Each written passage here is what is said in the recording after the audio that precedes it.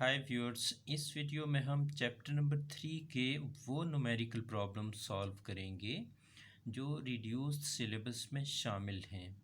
तो याद रहे, रिड्यूस्ड सिलेबस में पहले 5 क्वेश्चंस हैं, उसके बाद 8वां, 9वां और 10वां न्यूमेरिकल प्रॉब्लम शामिल है। तो सबसे पहला क्वेश्चन अगर देखें तो ये है, A force of 20 Newton moves a body with an acceleration of 2 meter per second square. What is its mass? यानी फोर्स गिवन है, एक्सेलरेशन भी गिवन है, तो मैस निकालना है। ये न्यूटन सेकंड लॉ का क्वेश्चन है। तो इसमें पहले न्यूमेरिकल सॉल्व करते हुए सबसे पहले डेटा बनाया जाता है जो गिवन होता है, प्लस वो चीज़ जो फाइंड करना होती है उनको एक तरतीब से लिखना होता है। इसे डेटा बनाना कहते हैं। तो डेटा बड़ा इम्पोर्टेंट होता है आपके जो एग्ज़ाम में मैट्रिक लेवल में। अगर आपने डेटा अच्छी तरह से लिख दिया है, यूनिट्स अगर कन्वर्ट करनी है सिस्टम इंटरनेशनल में और वो कर दी हैं आपने, तो उसका 1 या 2 नंबर होगा। तो इसी तरह से यहाँ फोर्स और एक्सेलरेशन हमें पता है। फोर्स 20 न्यूटन है, acceleration 2 metre per second square है। मैस फाइंड करना है, न्यूटन सेकंड लॉ अप्लाई करेंगे।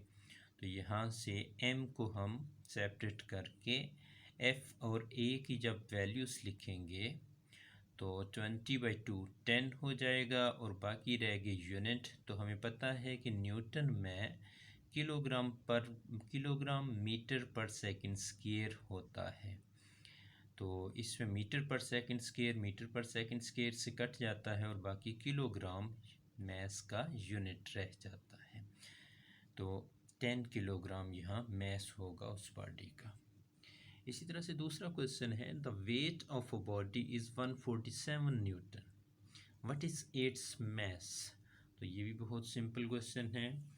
इसमें आपको वेट गिवन है 147 न्यूटन का। एक्सेलरेशन ड्यू टू ग्रेविटी हमें पता है कि वो होता है 10 मीटर पर सेकंड स्क्वायर। और मैस फाइंड करना है तो हमें वेट का फार्मूला पता है कि वो होता है W is equal to M into g, और M is equal to W/G।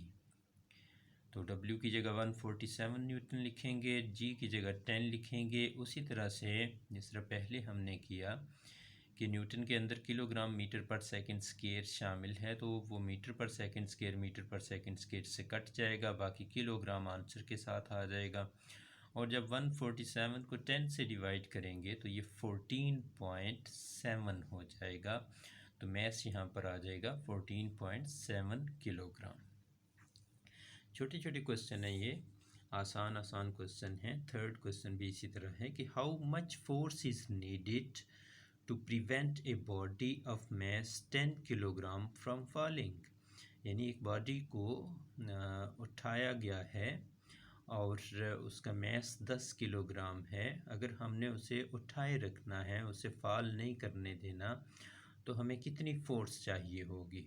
तो श्योरली हमें उसको उसके वेट के बराबर फोर्स चाहिए होगी, तब वो नहीं गिरेगा।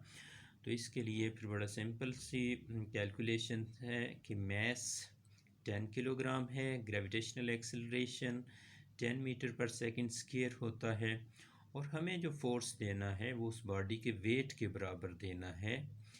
तो W दूसरे लफ्ज़ों में हमें फाइंड करना है। हमें पता है कि वर्क डन होता है mg के बराबर। तो m की जगह 10 किलोग्राम लिख लें जो डाटा में गिवन है, g की जगह 10 मीटर पर सेकंड स्क्वायर लिखें तो 10 इंटू 10 100 हो जाता है, और kilogram metre per second square होगा तो ये न्यूटन बन जाता है। तो W will be equal to 100 Newton.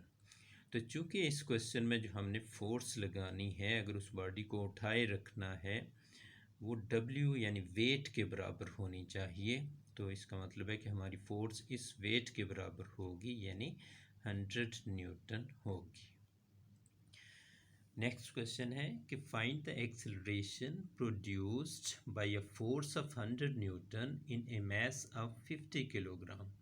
इसी सीरीज़ का क्वेश्चन है कि इतनी फोर्स लगा के एक ऐसे बॉडी पर जिसका 50 किलोग्राम मैस है, एक्सेलरेशन कितना होगा। न्यूटन सेकंड लॉ का क्वेश्चन है। तो न्यूटन सेकंड लॉ के मुताबिक फोर्स यहाँ पे डाटा जो गिवन है 100 न्यूटन है, मैस 50 किलोग्राम है, तो एक्सेलरेशन फाइंड करना है। न्यूटन सेकंड लॉ का फार्मूला इस्तेमाल करेंगे। A will be equal to F by M, और एफ़ की जगह लिखेंगे 100 न्यूटन, एम की जगह लिखेंगे 50 किलोग्राम। तो इस तरह से फिर 100/52 हो जाएगा। और न्यूटन में चूँकि kilogram metre per second square होता है, तो ये फिर किलोग्राम किलोग्राम से कट जाएगा, बाकी 100/52 मीटर पर सेकंड स्क्वायर रह जाएगा। ये एक्सेलरेशन होगा। तो पांचवा क्वेश्चन है कि a body has weight 20 Newton. How much force is required to move it vertically upwards with an acceleration of 2 meter per second square? तो वेट 20 न्यूटन है, यानी सिर्फ उस बॉडी को उठाए रखने के लिए हमें 20 न्यूटन फोर्स चाहिए है। लेकिन वह यहाँ सिर्फ उसे उठाना नहीं है, बल्कि उसे ऊपर की तरफ अपवर्ड्स हमें मूव भी करवाना है by an acceleration of 2 metre per second square. तो इसको हम इस तरह से सॉल्व करेंगे कि वेट यहाँ पे 20 न्यूटन है, तो वेट में से हम मैस निकाल लेंगे।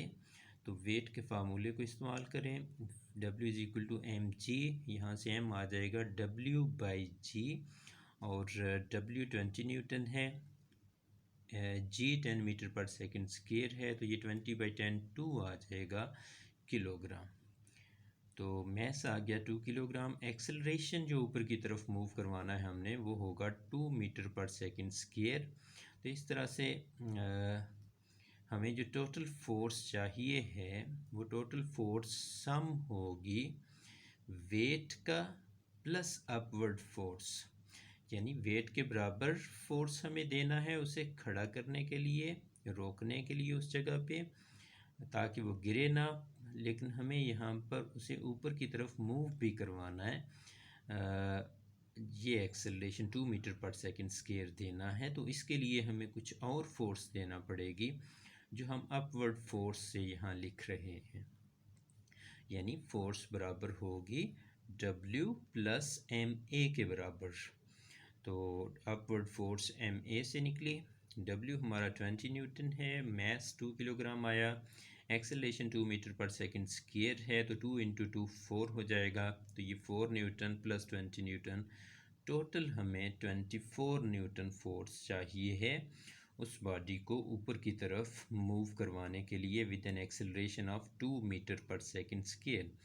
तो इसमें याद रखिएगा कि जो फोर्स ऊपर की तरफ लगी है, उस फोर्स ने दो काम किए हैं। एक, इस वेट को बैलेंस किया है, प्लस ऊपर की तरफ MA यानी एक्सेलरेशन दिया है A, तो MA के बराबर और फोर्स उसे देना पड़ी है, यानी इस फोर्स को, वेट को और इस फोर्स दोनों को बैलेंस करना पड़ेगा। इसलिए ये जो टोटल फोर्स होगी, ये सम ऑफ वेट प्लस ऊपर की तरफ एक्सेलरेशन देने वाली फोर्स के बराबर होगी।